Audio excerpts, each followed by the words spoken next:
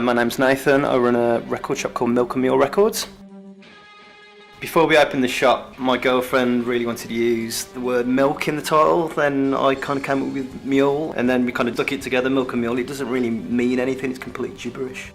I opened about last August, September. My first own shop. I've worked in record shops for the last 15 years, so my girlfriend kind of pushed me to open my own business. Do it mainly indie, alternative, jazz, progressive rock, hardcore. The more left field it is, the more likely we're going to stock it. I kind of stay away from kind of the more mainstream stuff. When I first opened the shop, it was okay me stocking what I wanted to stock, but I wanted to see what people wanted. So I mean, if people want stuff, I can get it for them. But I tried to, like, someone wants to buy a Joy Division record, I'll try and get them to buy something else, maybe just branch out and try something different. So I try and get people to come in and ask them if they're after anything, and if I know what they kind of like, I try and push them in there and maybe buy something that they never would have bothered listening to before. Records and tapes at the moment. Tapes, bands are just kind of seem to be releasing a lot of tapes themselves these days because vinyl is so expensive. We don't really do CDs because they don't really hold the value as much as they do anymore. With Amazon, it's completely brought the price down and stuff. You can get new CDs cheaper than we can get them off our distributors. And I'm kind of middle-aged men, really, I guess. Men who are into lots of jazz and kind of avant rock and noise as well. But we do get a lot of young guys coming in. We've got a Discog shop, we've got an internet shop, and everything's online. Yeah, we send stuff all over the world.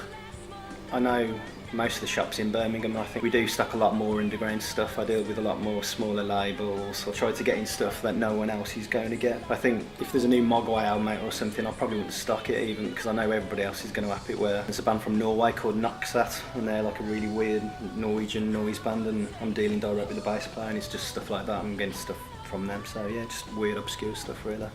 I like Birmingham, it's a nice place. It's second biggest city in the whole of the UK. I think the people are nice, and there's not enough good stuff going on here, and opening the shop, it led us to do our own gigs and do all our own events. We do a monthly event in the back of the cinema, the Custard Factory, and we do it with a guy called Scott who does a film night called Psychedelic Cinema, and we team up and we only show original 16mm prints of original films. And then the gigs that we do, we kind of do them around various venues in Birmingham. It depends where we can get the bands that we're interested in. If they give us a date, we just kind of find out which venues are free, and then we just book them from there. We recently put on Space Lady the other night from San Francisco, like an outsider pop artist. We did really well with their record before Christmas, but that was the label. They got in touch with me. But then we've got a show coming up with The X, which is at the Hare and Hounds, and that's a collaboration with Supersonic Festival, and it's going to be 7 bands for £10, and they're doing the one room and we're doing the other. And in our room we've got Mob Rules from Leeds, we've got some from Yorkshire,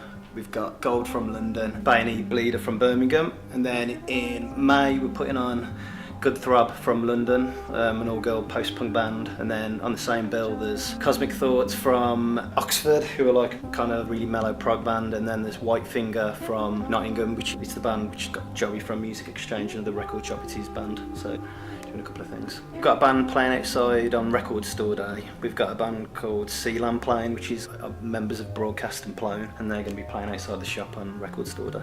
I'd like to think that we're bringing new things. I mean, with all the gigs and stuff. I mean, before it was Capsule and Supersonic, they used to do gigs all the time, and they haven't really done a lot of stuff recently. I mean, they've got the Supersonic Festival coming up.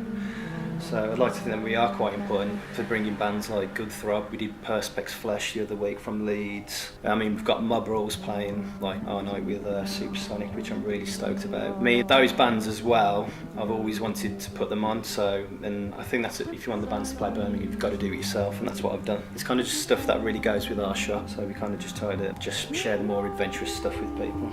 I do more of the left field.